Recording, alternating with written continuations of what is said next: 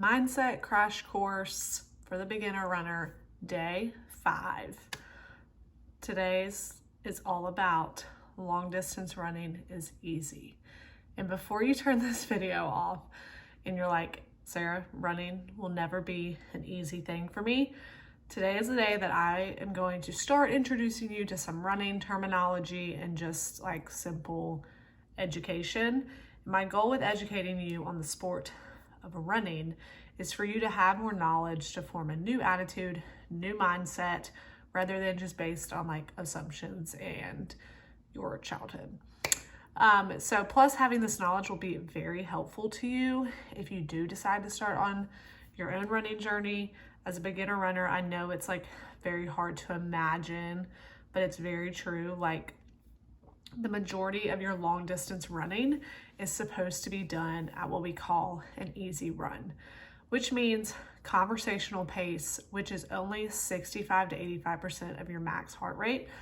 And in running, we usually, at least I do, and most running coaches do, talk in terms of RPE, which is basically just a scale of 1 to 10, 1 being like you're sitting on the couch, 2 to 3 is your warm-up, cool-down, recovery pace. That can be either walking or jogging.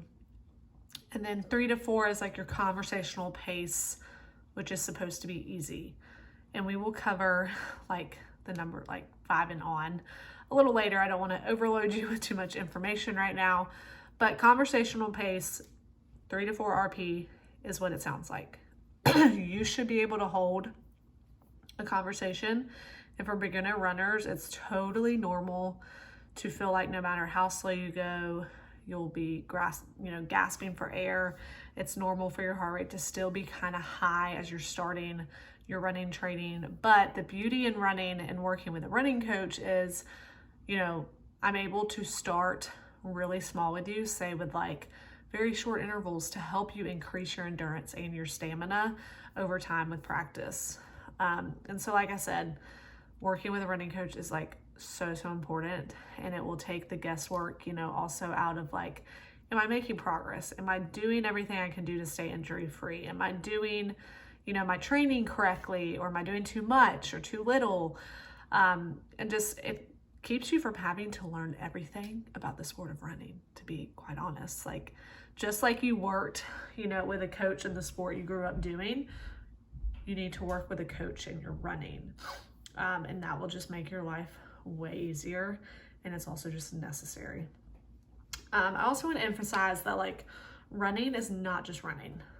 Like a lot of running is also building that muscle endurance, building muscle strength through supplemental activity, aka strength training, and through cross training, which is similar activity that builds endurance without all the impacts. So like swimming, cycling, walking, like all of these things, like there's so much variety in being a runner, and you get to do all these different kinds of workouts and stuff to really build a strong, healthy body that can take you through your runs, which is like one thing that I've learned to really love about running. Like I never get bored of my exercise routine.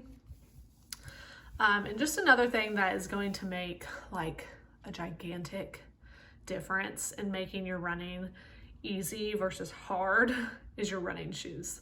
I know it sounds like really silly how that could like have a huge impact, but like if you aren't wearing proper running shoes for your feet, like you risk injury and just like straight up discomfort.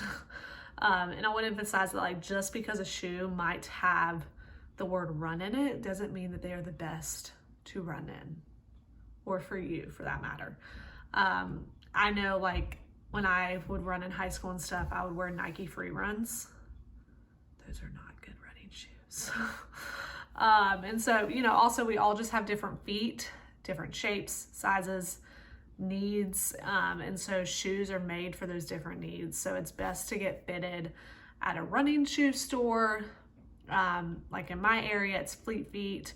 I'm sure that there is running shoe stores around you, so you can just like Google that.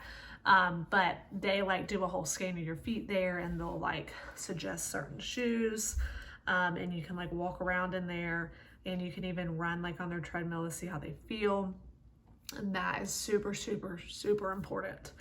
And tomorrow we're going to talk a little bit more about building our base run and what that looks like as a beginner runner, and just plus some other things to really break down the rest of your walls holding you back from really giving running a chance, and just some more education and insight on what the sport of long distance running is. But for now, let's reference back to your PDF and let's work through, journal, reflect on all the questions shared under day 5's video. See you tomorrow.